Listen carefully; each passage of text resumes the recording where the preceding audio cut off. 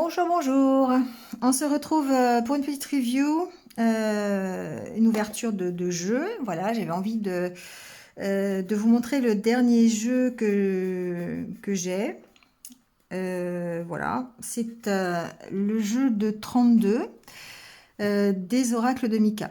Alors, j'aime beaucoup le packaging. J'aime beaucoup cette boîte métallique. D'ailleurs, j'ai beaucoup de jeux de société avec des boîtes métalliques. Je trouve ça sympa. Et c'est assez original, voilà, parce que déjà, on peut l'emmener partout. Euh, et puis, les cartes ne risquent pas de s'abîmer, parce que la boîte est quand même beaucoup plus solide qu'une boîte en carton. Voilà, le principe, je le trouvais sympa. Bon. Ensuite, le jeu de 32, pourquoi j'ai voulu l'avoir, c'est parce que c'est vrai que la divination, les cartes, la cartomancie, elle a quand même commencé avec le jeu de 32, plus le jeu de tarot. Mais on va dire que c'est le côté oracle. Donc le jeu de 32, en fait, quand on prend un jeu de cartes de 32, c'est très difficile de vraiment bien connaître les cartes. Il faut vraiment prendre le manuel pour s'y pencher. C'est pas inné, hein, ça demande de l'apprentissage. C'est un peu comme le tarot, hein.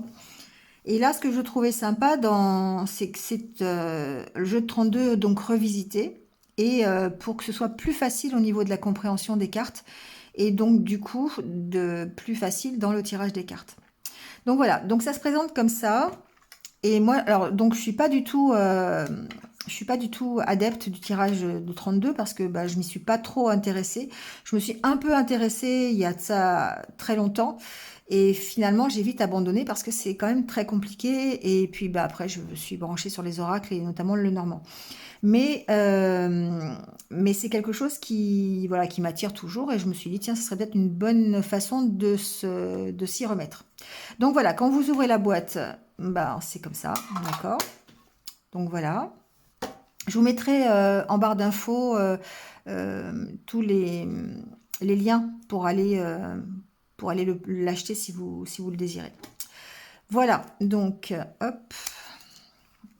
Et c'est présenté comme ça, donc je vais prendre dans ce sens-là. Donc tout est sous forme de carte, il n'y a pas de livret à l'intérieur pour expliquer les cartes parce que tout est sur les cartes et c'est ça qui est très intéressant. Donc je pense qu'au début on peut cafouiller un peu hein, parce que il faut lire la carte forcément, mais qu'après au fil du temps on doit pouvoir avoir une dextérité au niveau de la lecture. Je ne sais pas si ça se dit une dextérité, mais parce que c'est plutôt pour les doigts, mais bon voilà. Bref. Vous avez de toute façon, ouais, c'est vrai ici, vous avez les renseignements pour euh, du créateur. Voilà, je cherchais.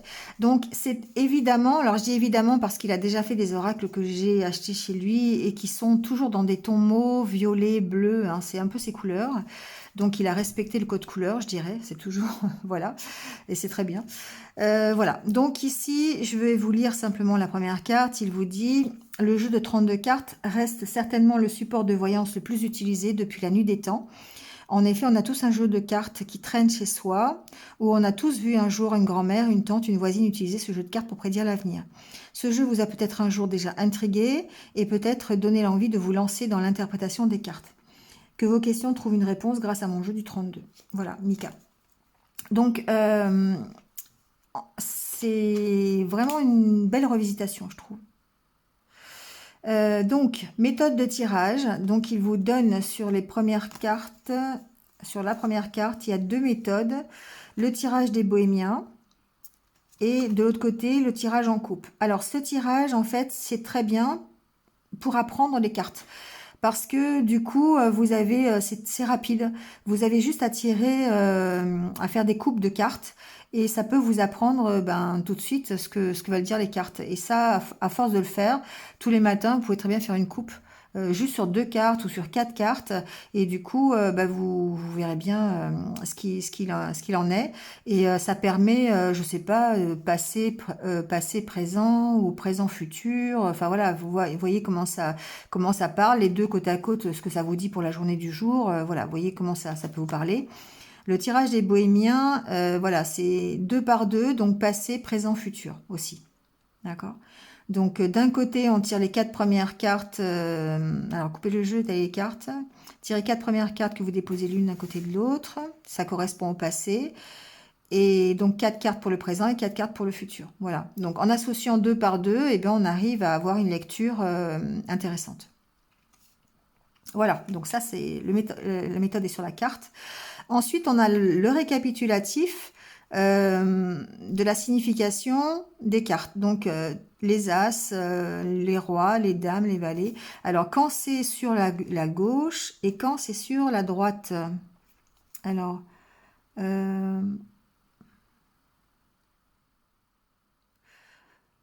vous avez donc le trèfle, le pic, le cœur et le carreau. D'accord? J'ai essayé de comprendre.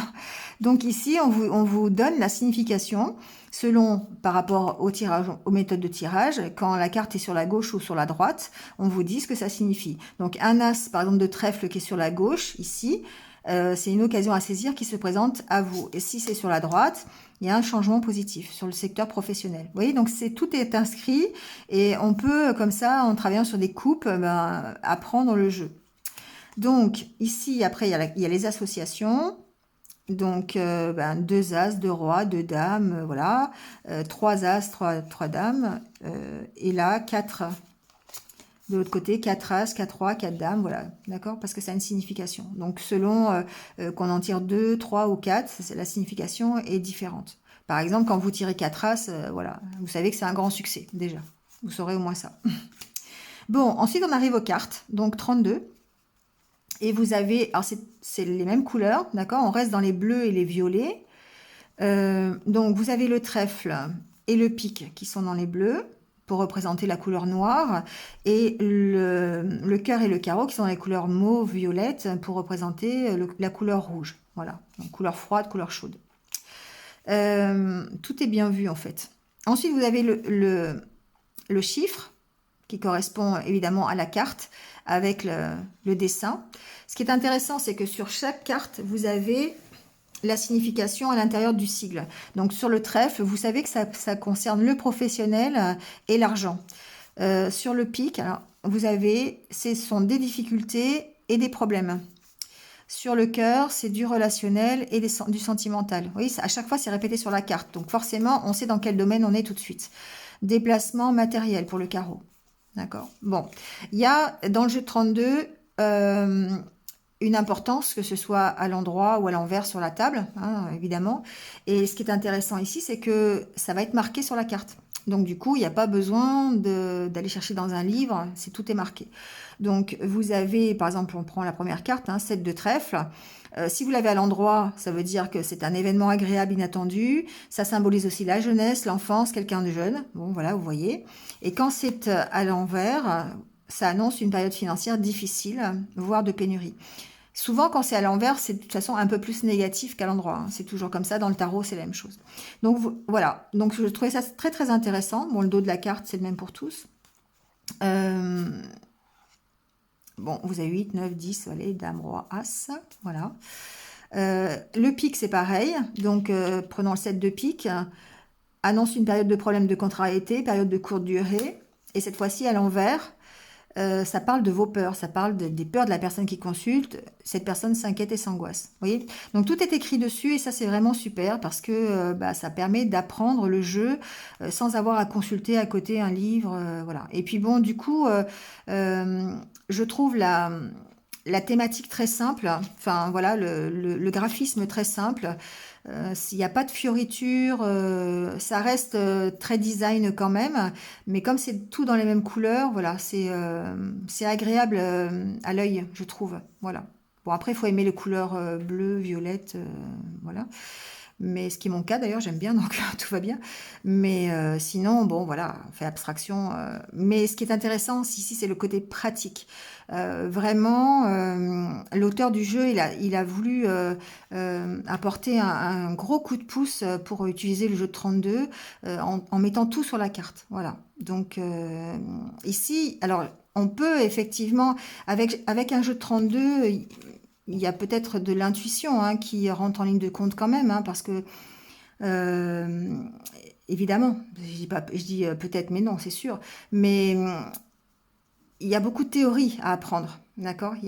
Voilà. Ça fait un peu aussi comme le Normand, parce que sur le Normand, vous allez retrouver le jeu de 32 cartes, d'accord? Sur chaque carte de le Normand, en fait, vous avez aussi le sigle de la carte du 32. Donc, ça peut aussi vous donner l'orientation. Si vous connaissez le Normand, ça peut vous donner une orientation de quelle carte ça peut représenter. Après, vous pouvez vous amuser, hein, si vous voulez.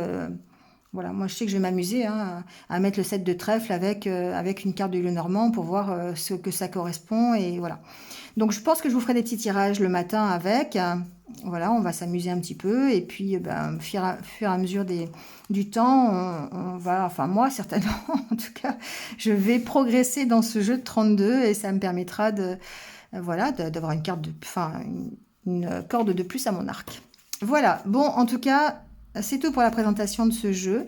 Je le trouve vraiment très agréable. Les cartes sont assez épaisses, mais pas trop. Comme ça permet de bien les mélanger. Ça permet voilà, de bien les avoir en main. Elles glissent bien. Elles sont d'un format de jeu de 32. Hein, donc voilà. On peut jouer au rami avec, si vous avez envie d'acheter 15 jeux, vous achetez 15 jeux et vous jouez au rami avec. Enfin bon, bref, je plaisante, mais on peut jouer à la belote, hein, pourquoi pas. Voilà, mais en tout cas, ici, c'est vraiment une belle trouvaille, je trouve, un beau jeu qui va permettre eh bien à ceux qui ont envie et qui n'osaient pas de mettre un petit peu le nez dans le jeu de 32. Voilà, bon, et bien écoutez, vous aurez tous les renseignements, en tout cas, dans la barre d'infos. Et puis, ben moi, je vous retrouve pour une autre petite vidéo, peut-être un autre oracle, je sais pas, on verra. Allez, prenez soin de vous et puis restez positifs. À bientôt, au revoir.